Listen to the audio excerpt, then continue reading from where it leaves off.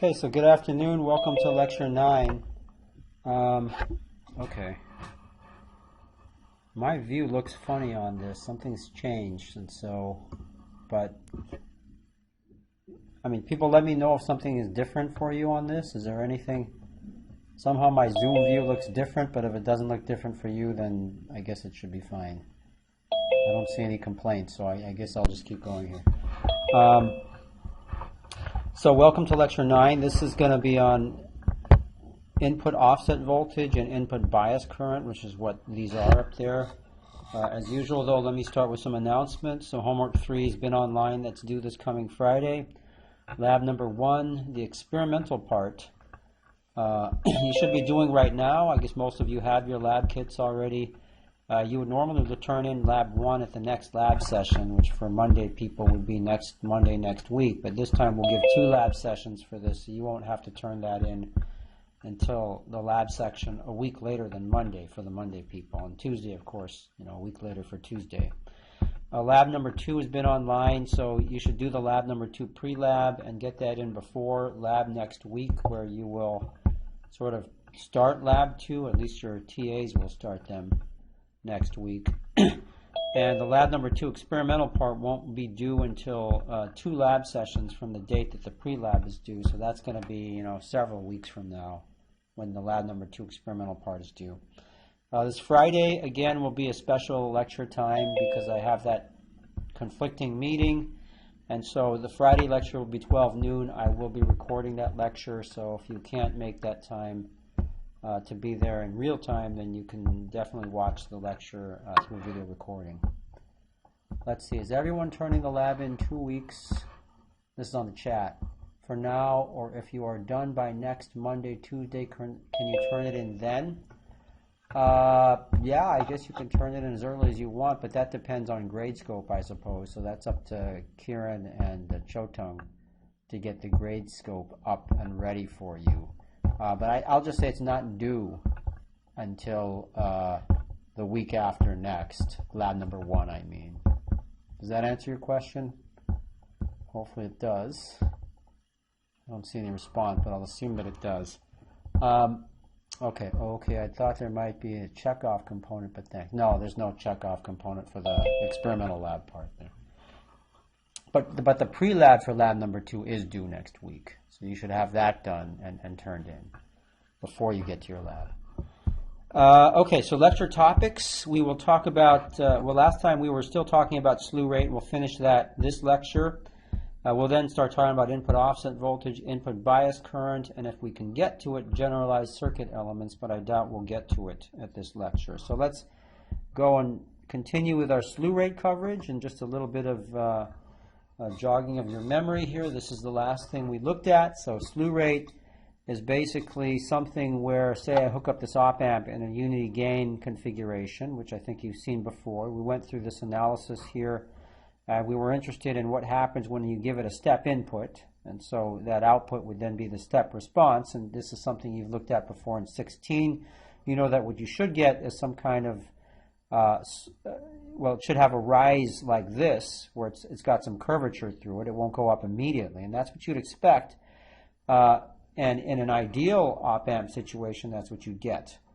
But in a real op-amp, because the op-amp cannot source infinite current, at some point, when you hit it with a square wave, you're not going to get this expected dotted line here. Rather, you're going to just get a straight line coming up. And then when that line finally reaches the expected value, it then hits that expected value and gives you that expected value, but you don't get it until a certain amount of delay. And during that delay time, you just have a straight line. And the reason for this happening, again, is because the op-amp cannot output enough current. That's something that you will look at more if you take something like 140 later on. But for now, just understand that it's a limitation in the amount of current that your op-amp can source. And really the way that we model this is we say that we have a slew rate. And the slew rate is sort of the maximum rate of change that the output can take, which you know is going to be dependent on how much current you can kick out of that op-amp there. And so one example we looked at was that if we were trying to output a sinusoid, remember this is the output waveform. The input waveform, it will probably be a much smaller sinusoid. But when we talk about slewing, we're talking mainly about the output waveform. How can the output follow the input with a much larger amplitude, which is usually what you get with gain. And so in this case, the sinusoid, at the tip of that sinusoid, the slope is 0. So if I had to follow that with my op-amp, I could definitely do that. But when the sinusoid gets close to 0, of course, its slope gets much larger. And so because that slope is so large down here, that takes a lot of current to keep up with that slope. And because the op-amp has limited current, it can only do what's in the red curve here. And so if you have an op-amp that's slewing, that has a finite slew rate, that's not fast enough to keep up with the sinusoid, instead of the sinusoid, what you're going to see is a triangle wave. Trying to keep up, but it can't. And so we talked about that last time. One more thing I want to talk about with slewing, and basically slew rate is just the derivative of the maximum rate of change of the output given by this derivative dV out dt slash max there. The units is going to be volts per second, but usually we give it in volts per microsecond there. And so let's now talk about full power bandwidth. So this is a case that suppose you wanted your op-amp circuit to output a signal with a maximum amplitude V0 max. Okay, so this is just, your circuit just has to put that amplitude out. And so people can talk about a full power bandwidth and say that the full power bandwidth is the maximum frequency that you can source this V out max amplitude by that op-amp without any slewing, so without being able to actually keep up with that full sinusoid. And so here, let's expand upon this now. Let me pull this down a bit. And so I can take an example. So I have an output that's a sinusoid. Make sure this is black. So that'll be V naught is going to be equal to an amplitude, but now I want to do my maximum amplitude. Right? So I want that op-amp to go at its maximum amplitude, V naught max, times the sine of omega t. That then is my V out signal that I have, and I guess I should call that V out of t there. And so the maximum slope that I'm going to get, I can obtain by just taking the derivative of V out with respect to time, t, and just doing that to the sinusoid gives me omega times V naught max times the cosine of omega t. Where this thing right here, that's the amplitude there. That's equal to dV out over dt max at the maximum expected signal.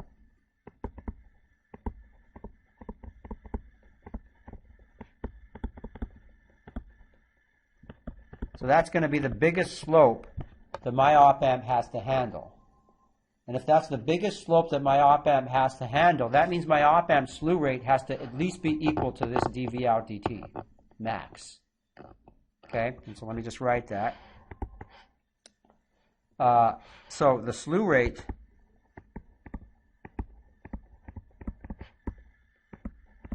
must be at least this to properly track the signal. Okay? And so if I can say that, then I can say that this omega times V out max, that has to be equal to the slew rate, and the omega m that corresponds, that satisfies this equation, is then going to be the maximum frequency of a sinusoid with amplitude V naught max that I can follow with my op-amp. And so in the end, just rearranging some things, I can take Fm, now going from omega to F, Fm, which is my full power bandwidth, is going to be equal to the slew rate divided by 2 pi times the maximum output signal that I need for my application. So this is my full power bandwidth. And this is just a definition. I'm really just giving you this because someone at some point in your life may say, hey, the full power bandwidth of this op-amp is this, and then you'll know what that means. Okay, this is what it means. It's basically a definition here. So I'm really just defining this for you. Okay, and so that's the last thing that I'm going to say about slew rate. I pretty much said everything you need to know about slew rate. You've got some problems in your homework that you're going to be doing based on slew rate. But let me move on now to talk about yet more non-idealities in op-amps. And the next non-ideality I want to talk about is the input offset voltage.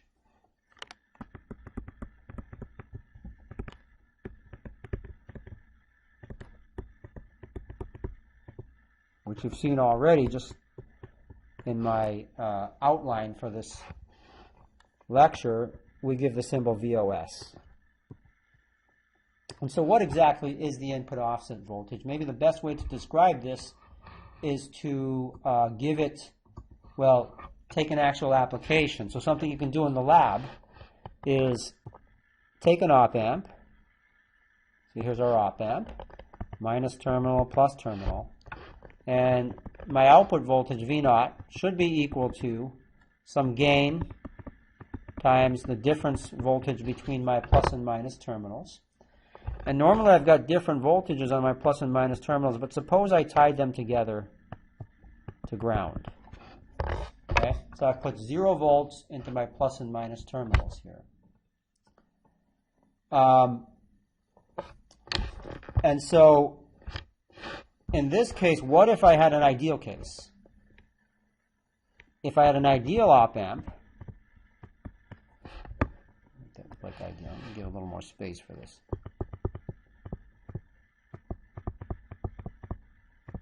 So if my op-amp were ideal, then V0 would be equal to 0 volts. So that's actually what you expect, right? You expect that straight from that equation there. If V plus and V minus are both 0, then V0 is going to be 0 volts.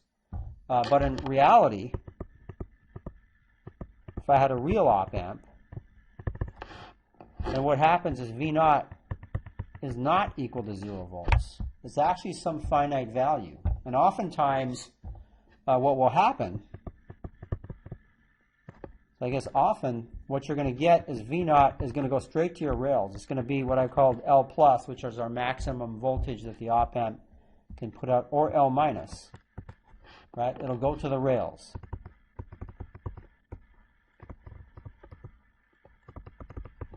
And it's going to the rails even though you stuck 0 volts into the plus and minus terminals. Okay? Okay, I see some questions in the chat going back to slew rate. So let me answer some of those. So first one, is the slew rate limited by the rise time of the internal components of the op-amp? No, it's not really a rise time. It's not really a bandwidth-based thing. It's not dependent on your 3 dB bandwidth, for example. It's dependent more on how much current, what's the maximum current your op-amp can put out. And this is something that we may get to by the end of this class, but usually not. It's something more discussed in 140. You have to understand the transistor circuit that's inside the op-amp to understand this, but it really comes down to, what's the maximum current that comes out, and it's not related to bandwidth, actually. Let's see, second one. What does the full power part of full power bandwidth refer to? It refers to the fact that what we're trying to do is we're saying we're trying to use the maximum output voltage. That's full power, right? So full power just refers to the fact that this is V out max. We're putting the maximum output voltage for this application that we have. Not necessarily the maximum output voltage of the op-amp, but for this application, I want this output voltage. And that's going to be the maximum output voltage I'm going to expect for this application. The question is, if I want to have that voltage, what's the fastest sinusoid that I can put out? And that's what this tells me. This tells me at that voltage, this is the fastest frequency I could put out without that sinusoid turning into a triangle wave. Okay? All right, great. All right, so back to this input offset voltage. So I've described sort of what this is. And you can take your op-amps, that you have in your kit. Just ground both the plus and minus terminals. In most instances, that thing is going to go to one of the rails. You're not going to see 0 volts at the output. And so why is this happening? This is happening because at the input to your op-amp, and this is a bit beyond this course, but I just want to draw this. Usually your op-amp input looks like this. it's got two transistor devices that are hooked up like that. And you're not going to know, what this hookup means. You'll know this by the end of this class. But one of these, it corresponds to your positive terminal. The other one corresponds to your negative terminal. And if there's a little bit of mismatch between these two devices, right, in order for this to work perfectly as an op-amp, these two devices have to be identical. So the ideal situation is that if I call this M1 and M2, is that M1 equals M2. The real situation is that these devices are not really absolutely equal. You can never make something identical to something else in reality. So you end up with M1 not equal to M2, and that then gives you this problem, where even though you put 0 volts into this, you're still getting some finite voltage. Usually that finite voltage is going to the rails. Okay, so the way that we model this, so that's a little bit of inkling of why this is happening. The real why you're going to get in 140 if you get to that far there. But you only need to get that far in order to use op-amps that are non-ideal. You just need to understand what I'm about to tell you. And that's that we can model this with an equivalent circuit.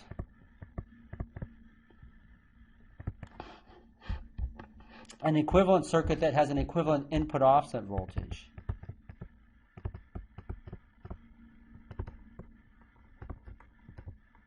Which again, we're going to call VOS. And so if I wanted to model equivalent offset voltage, I would take my ideal op-amp. And so when I draw the op-amp here, this is ideal. Except in addition to this, I'm going to put a little voltage source in front of it. Where I have a minus plus, and there's my VOS. So this now becomes the model of my op-amp. And in this model, when I draw something like this, I'm treating this as ideal. Everything in the red dotted line, I'm saying that op-amp is ideal. And we're modeling the non-ideality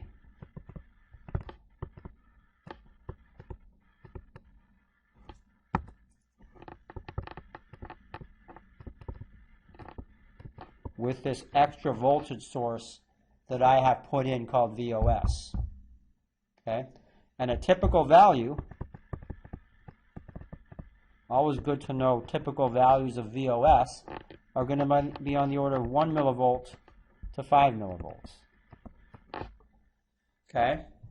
And so that's why if I had an op-amp, say that had a gain of 50,000, and some op-amps had to have a gain of 50,000 or so, maybe even 100,000 or so, even though this offset is such a small voltage, multiply that by 100,000, and you may go to the rail of your op-amp. Okay, but this is just something that happens in real op-amps here, and that's part of the reason why we don't use real op-amps without feedback. Right? Real op-amps have too much gain, and that too much gain is what's railing out the op-amp. And so instead of using an op-amp alone, what we do is we use it in feedback. And so let's talk about how this offset voltage affects a feedback circuit. And I'm going to use two examples to show you this. And so let me title this here, the effect of VOS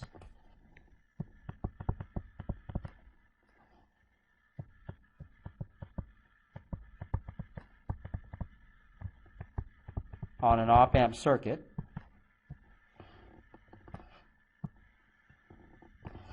And the first example I'll give is something that we're familiar with. Let's just take a non-inverting amplifier.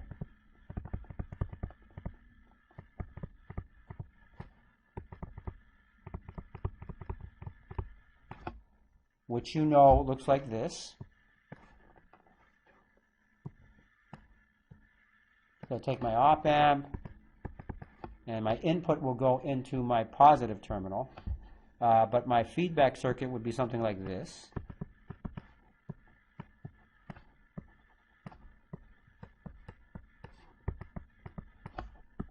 I'll ground that.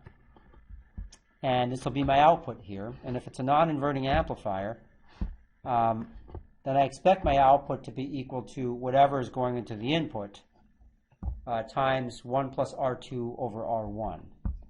I'm not writing that yet because what I really want to do is say I want to now model the effect of this offset voltage. So to model that effect at my positive terminal, I have to add a voltage source VOS. And now this then goes to whatever my input is, and say I grounded the input. Right? If I grounded that input, if it were an ideal op-amp, I would expect the output to be 0 volts. But what happens is I don't get that. Because of that VOS, this VOS now just looks like an input signal. And so my output voltage now equals VOS times 1 plus R2 over R1. So even though I put an input, right, this is meant to be my input. Even though I grounded the input of this thing, and I wanted the output to be ground, I want it to be 0, it's not. It's equal to this VOS times 1 plus R2 over R1. Well, how bad is that? Let's take an example for some typical numbers. Let's say R2 over R1. What's a typical gain? A typical gain is 10, and so R2 over R1 we want to be equal to 9. If my VOS was 5 millivolts, so that's the offset voltage there, then I would end up with an output voltage equal to 50 millivolts. Okay? How bad is that? That's not bad. That's practically 1. Okay? And so this is not so bad. I wanted it to be 0. It's not 0, but it's very small. So I'm not going to be too bothered by this. So for in a non-inverting amplifier, this offset voltage really doesn't bother me. And that's why putting feedback around this op-amp helps. I can control my gain. I can control that output from going to one of the rails because of this VOS and the huge gain of the op-amp. So that's a simple example where feedback can help me. There are a little more complicated examples, though, where I have to work a little harder to prevent VOS from hurting me. And so let's take a look at one of those examples here. Let's take another example. I'll take the example of an integrator in this case.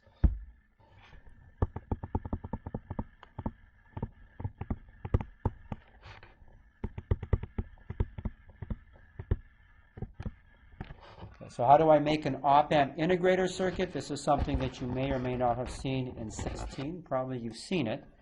Well, you've certainly seen the circuit for this, I believe. And so that would be your op-amp. Put a minus and a plus there. And in an integrator, oftentimes your input comes here. And so I have some resistor R. But if I want to integrate, what I'll do is I'll put a capacitor in my feedback loop. And I'm pretty sure that in a previous class you probably have looked at this circuit here and found out that it integrates. So there's a capacitor C right there. Now, that would be my input. I would normally ground this positive terminal, and I'm going to try to ground it again, but in this case I'm going to include the effect of my VOS. And all I do to include that is add that voltage source. Okay, so this op-amp, as far as I'm concerned, this op-amp, that's still ideal as far as I'm concerned, because the only non-ideality I'm handling is the VOS. Now, if I wanted to, I could say this op-amp has multiple non-idealities. It has VOS, it may have a finite bandwidth, etc., in which case that VOS still models that non-ideality, but I would still have to change the transfer function of this to the A of S to take that finite bandwidth in there. Right? But right now I'm ignoring the finite bandwidth. I'm just saying this is the only non-ideality. And so in this case, we'll look at the circuit and you say, well, what's the problem? I got a little VOS there. Is that going to affect me that much?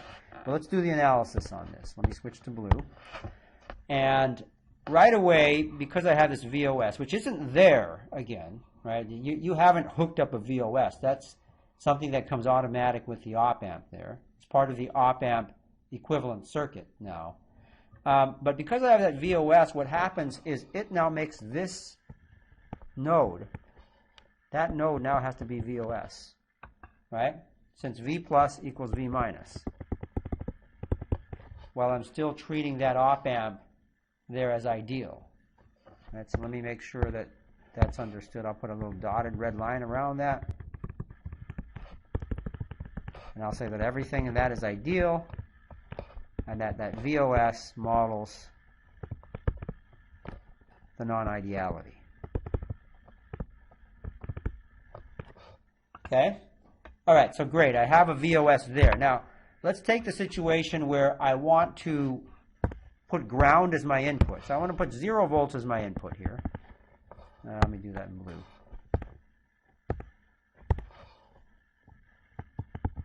Right, so I put 0 volts as my input. If I put 0 volts as my input, I would like this thing to behave and not do anything, because I'm really not putting an input in. But what you're seeing is I'm not going to get that, because this voltage right at that minus terminal, how good is the assumption that VOS is constant? It's a pretty good assumption. It will change with temperature, it will change with environmental conditions, but it's pretty constant for most of our purposes here. Okay? And so if I have that VOS, now it's creating a current, right? It has to, because look at this side here. That's 0 volts. I've grounded that. But this voltage right here, like I said, this is now VOS. And that means I have to have a current flowing through the resistor R. I have a voltage across that resistor R, a current must flow. And so that current is going to be this current here. And the value of that current, I, is going to be VOS over R. And it's going to be flowing in the direction that I'm showing it, out of that negative terminal. Okay? And what is that current going to do? Well, that current, it can't go into this minus terminal, so it's got to be drawn from that capacitor. Right? And if I'm taking current out of one of the plates of a capacitor, that's going to create a negative charge on that, right? The capacitor then is suddenly going to be charged negative at this point and positive at the output there. And so I'm going to drop a voltage across that capacitor VC. And so let's determine what that voltage is. Well, let's just do it straight from here. So V out then, that's got to first be equal to the voltage at the minus terminal plus this voltage drop across that capacitor. So that immediately is going to be a VOS plus what I just called VC. Okay, what's VC? Well, this is an integrator. And so for an integrator, and you've done this circuit, I'm sure, in a previous course here, but for that integrator, if you redo that circuit, you're going to get 1 over C times the integral of 0 to time of that current I times dt. Okay, we go ahead and integrate this. I'm going to end up with VOS plus 1 over C. Well, let's plug in I. That'll be 0 to t VOS over R times dt.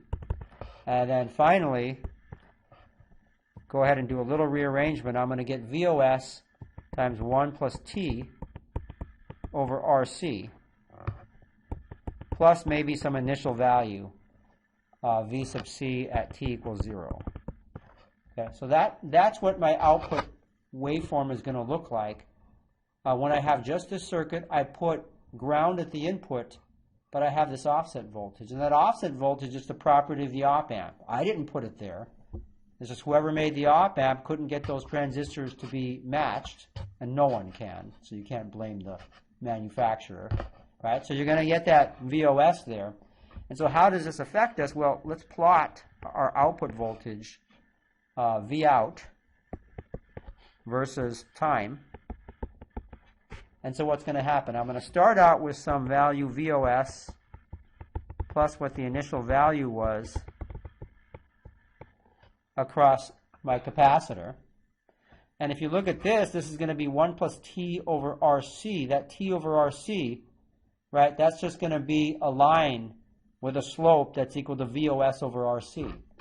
And so this is going to be just a straight line going up, and that straight line is going to go forever. Right? That continues to increase. And I guess it won't go forever if it's a real op-amp, because it'll increase until the op-amp output hits the rail.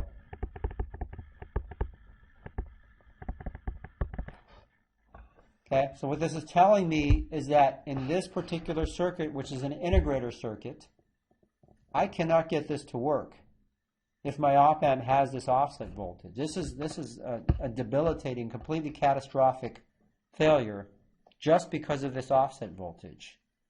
Okay, but you know that we have integrators. You talked about integrators in 16, I believe, and maybe you even hooked one up and you've seen that the thing works. But in order to make one of these things work for real, what you have to do is you have to add a resistor across this to prevent this voltage from going to the rail. So what I have to do to solve this, right, this is definitely a problem.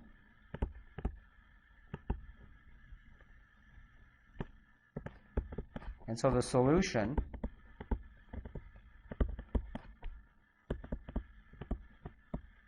add what I'll call an R in feedback across the transistor. So here's my R. I'm going to stick it in here. Maybe I should have left myself a little more space to do it. But there's my RF. That's really just a resistor that's there to prevent that output from going all the way up to infinity. I want to make sure that RF is considerably greater than that capacitor impedance. So I want it to be much greater than 1 over SC. So it's going to depend on what frequency I care about, etc. But if I do that, and I stick in that resistor, right? So in actual lingo, I would say I would place resistor RF, and I would say in shunt. That means in parallel with capacitor C. If I do that, then my output voltage is going to be set by that resistor. It's going to be VOS times 1 plus RF over R. And this now, as long as RF over R isn't too big, is going to be finite. Right? So you see how this prevents V out from going to the rail. That's a little sloppy, so let me... Okay, so there's a solution. V out created a problem for us, and if we didn't know about V out, we would not be able to get this circuit to work. And so another, I'm just trying to emphasize the fact that knowledge of these non-idealities in op-amps is very important if you want to get real circuits to work.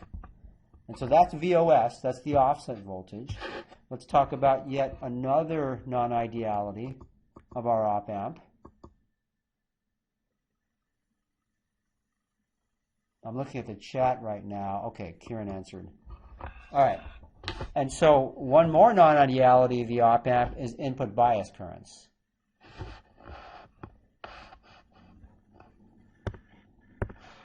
So not only do I have an offset voltage,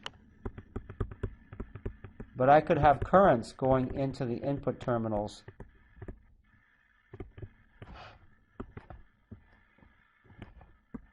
of my op-amp. And wouldn't the RF defeat the purpose of the integrator? It won't, as long as we satisfy this equation that I wrote. This RF is much greater than SC, right? Because if I have an RF, so what does that give me if RF is much greater than SC? I basically have these in parallel. I've got RF, and I've got 1 over SC. So if I have two resistors, two impedances in parallel, one of them wins, right? Right, so what I really have out of this is an impedance equal to RF parallel to 1 over SC. But if RF is much greater than 1 over SC, all I really see is 1 over SC. Right? If I take a 10 ohm resistor, put it in parallel with a 1,000 ohm resistor, I only see the 10 ohm resistor. Okay, great, good. Okay, so input bias currents now. And so many op-amps require small currents into their input transistors. For some reason I remember that I have this already written. There it is. Let me be lazy and just copy this into that.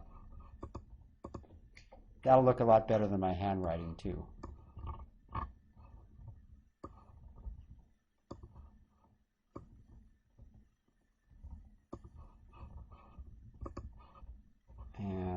turn this back to where it was. Okay, so when we talk about input bias currents, we're talking about the fact that some op-amps have small currents that go into their input transistors that allow the transistors to function. So bipolar op-amps, that's the case. MOS op-amps, you don't need currents running into MOS op-amps, as we'll talk about when we start talking about the physics of these devices. However, for a lot of MOS op-amps, you have to have ESD protection. And that ESD protection consists of diodes. Those will draw some current too. So basically every op-amp will have some kind of input bias current. And so if I wanted to schematically represent that input bias current, and this is going to be sort of a model for this again. So schematically, I'm going to take an op-amp, my actual op-amp, and let me do this. Just want to know where I want to put that current. I'll draw it that way. So in my actual op-amp, the way that I can draw this, one way that I can draw this is I have an input terminal here, I have another input terminal here,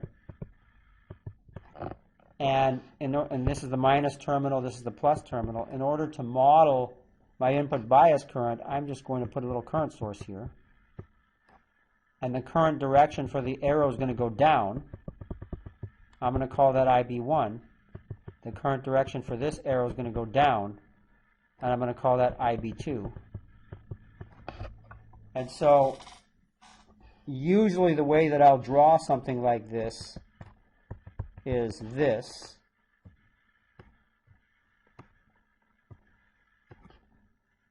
Minus plus, that's my op-amp. I'll pull this out, I'll pull that out, and I'll just draw a current in this direction and call that IB1.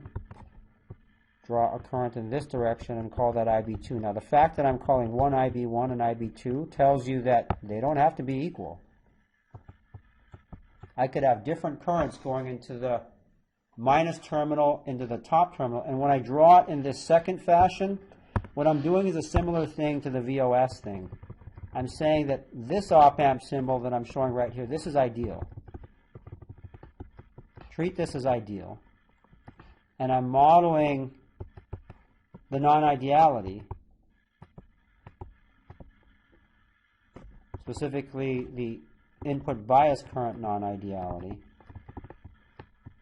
with these sources. Input bias current non-ideality.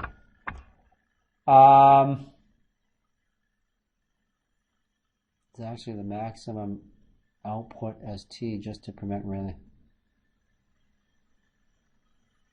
Yeah, I guess I don't understand that question. I'm looking at the question on the chat. So the V0 in that formula is actually the maximum output. Which V0? Well, you're going back to here. This V0 here is the output voltage of the op-amp here. Oh no, this V0 is just the axis. I'm plotting that output voltage, and maybe the confusion is that I didn't make that V look the same as my cursive V. That's the V that's meant there. Not sure I answered that question, but hopefully I got that. All right, so this is basically what I'm saying, that I've got two different currents. They could be equal, but in general they're different, going into the minus and the plus terminals here. And I can even draw this one more way, which is actually an even more useful way to draw this. So let me go ahead and do that. I can draw this as my op-amp.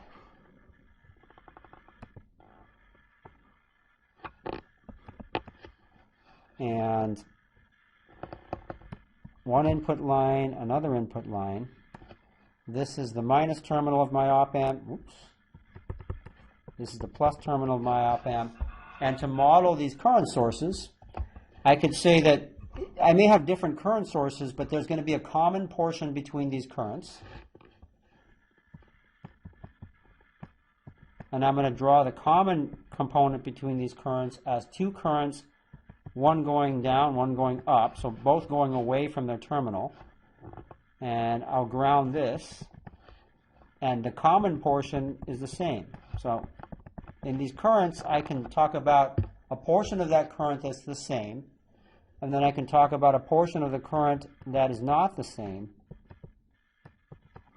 which I'll call IOS, but I'll call that IOS over 2. And, okay, I should have, let me redo this a little bit here. Should have left more space. And so I'm also going to have these go down both into a ground, except this is going to be IOS over 2. This is going to be minus IOS over 2, where IOS is meant to be an offset current.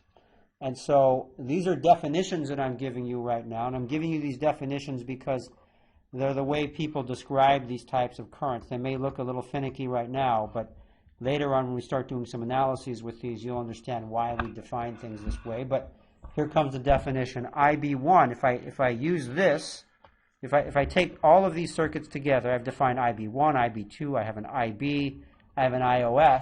They're all related by these equations. Whoops, that's blue. Let's go back to black.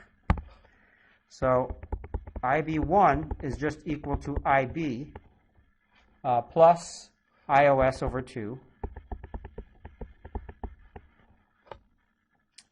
And IB2 is equal to IB, the same average value, but now minus IOS over 2. Okay? And so I can define what's meant by IB and IOS now. IB is the average or common mode value.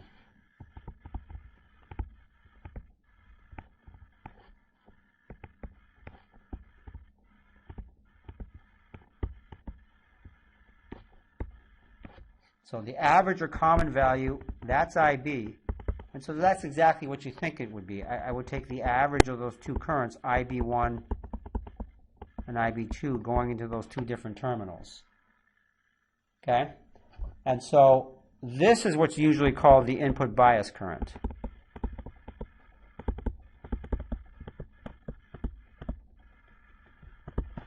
And a typical value for this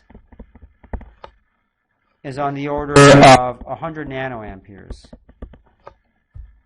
for a bipolar op-amp.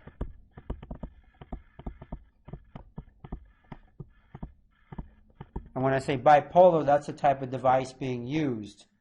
We'll talk about that when we start talking about physics in this class. Okay, so I have that average or common value, but I also will have a difference or differential value.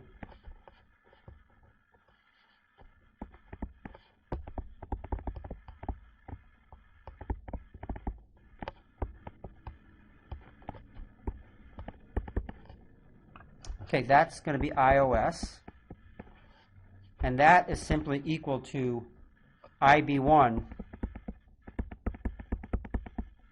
minus IB2. And generally, you want that difference there because I've got minus signs in front, plus and minus signs in front of the IOS in my circuit there. And so this now is what we call the input offset current.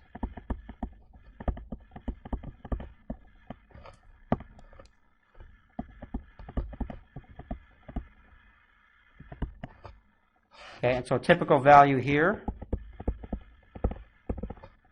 is on the order of 10 nanoamps. So it's a lot smaller than that common component there, than the common value of current, I sub B.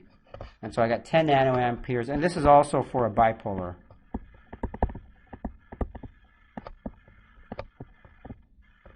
op-amp. Okay? So that's the concept of input bias current. And again, what I want to do is give you an example to make this a little more concrete. So let's take the example and keep our example simple again. And what's our simplest example? It's a non-inverting amplifier.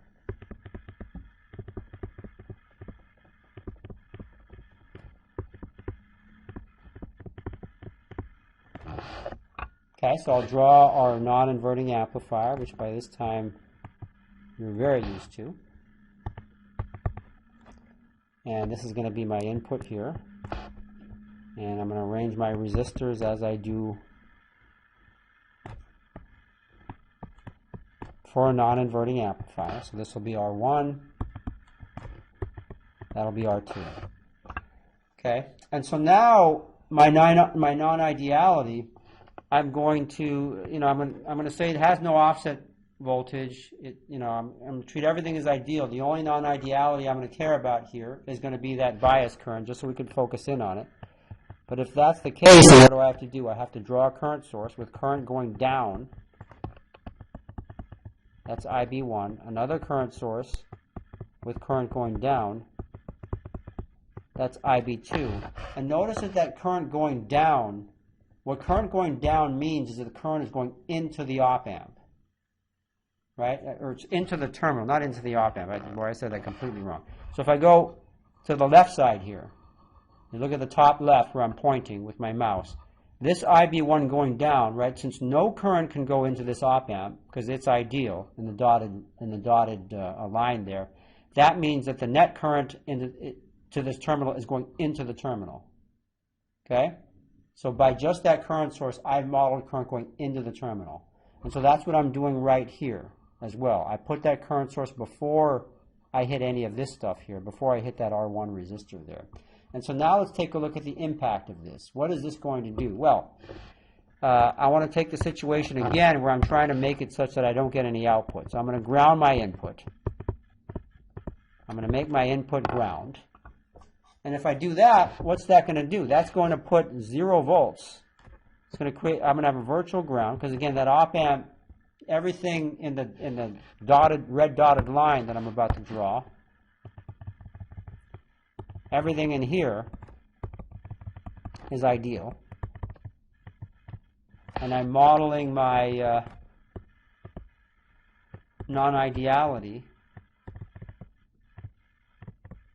with these two current sources, IB2 and IB1. Okay. But if everything about that op-amp is ideal, then the plus and minus terminals have to be equal. And if the plus and minus terminals are equal, that means that the voltage right at this point, that's 0 volts. Right? It's virtual ground.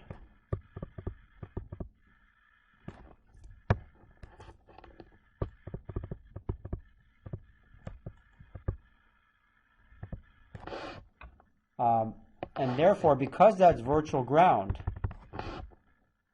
if that's ground, if that's 0 volts and this is 0 volts out here because that's ground, I can have no current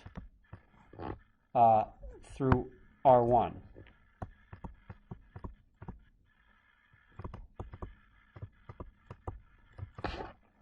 Okay, so the current through R1 has got to be 0.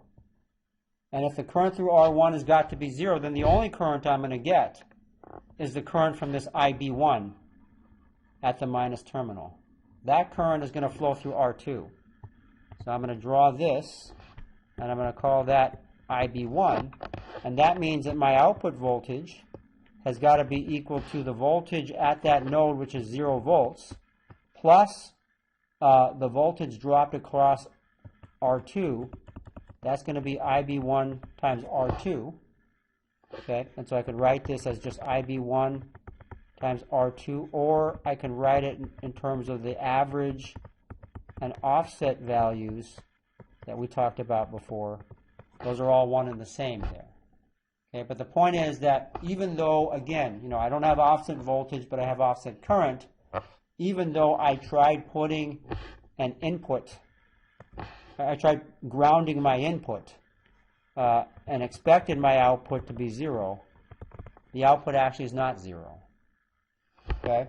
And this can be a problem in a practical circuit in ways that we sort of looked at with previous examples here. But what I want to talk about now is that if this is a problem for you, how do you solve this problem? And what it turns out is there's clever ways to solve this problem. And so one way to do this, I'm going to show you here. So to reduce this effect,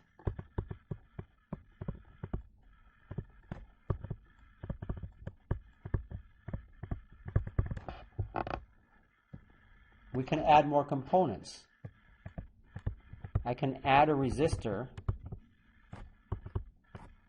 to the positive input. Okay, so how does that work here?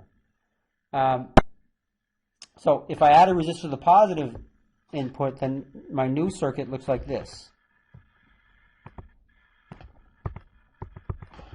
I still have all this stuff because I still want my non-inverting amplifier.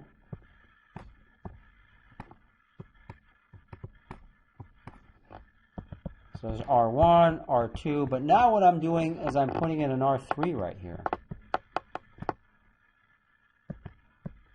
Let's put it at the bottom. Okay, and that now is how my input is coming into this thing. Right, and again, I want to take the special case where I'm grounding that input and want my output to be ground. And so this now becomes our circuit. This is the circuit that I claim solves the problem that I have with input offset current. And so let me explain to you why this actually solves that problem here. And we do that by analysis again. So in this case, I have an input bias current, and so I'm going to model them again with an IB1 right there and an IB2 right here. And again, I'm going to have, this is an ideal op-amp. So the plus terminal must be equal to the minus terminal. But at the plus terminal, what voltage do I have at that plus terminal? Well, I've got current going through R3, right? The current is coming from IB2. So IB2, oops, that's black. I want this to be blue.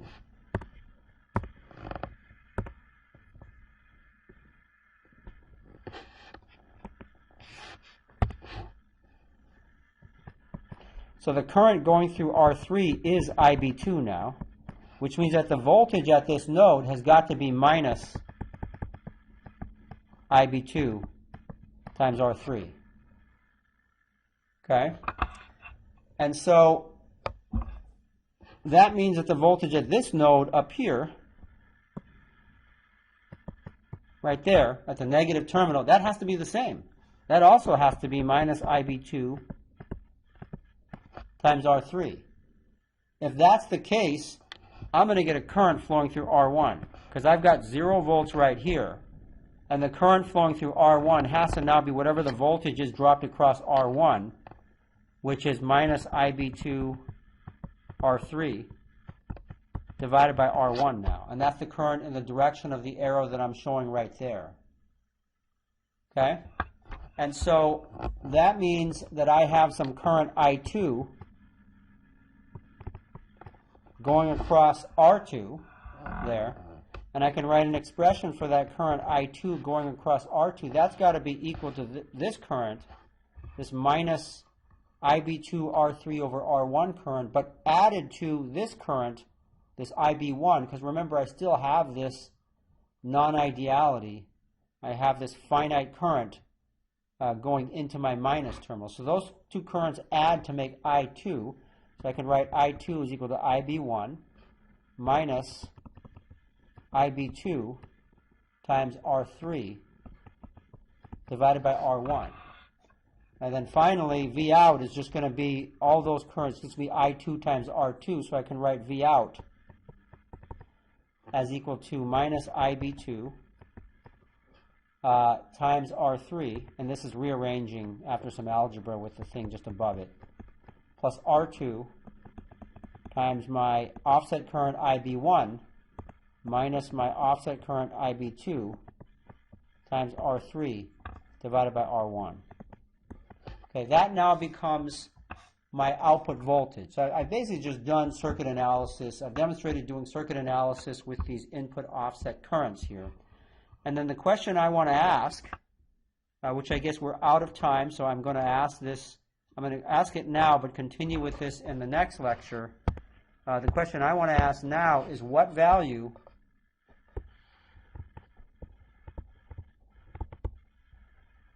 of R3 makes V naught go to 0?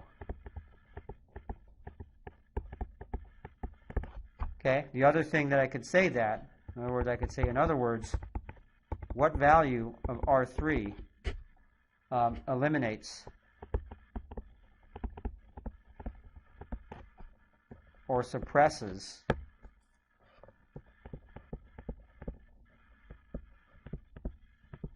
the effect of input offset current or input bias current.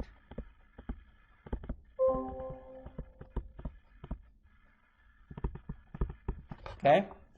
So that's for next time. I've sort of set up the problem. We'll continue this in the next lecture. And remember, the next lecture will not be at our usual time. It's going to be at 12 noon again, because I've got this conflicting meeting. So hopefully most of you can make that, but if not, it will be recorded. Okay? So till next time, have a good day.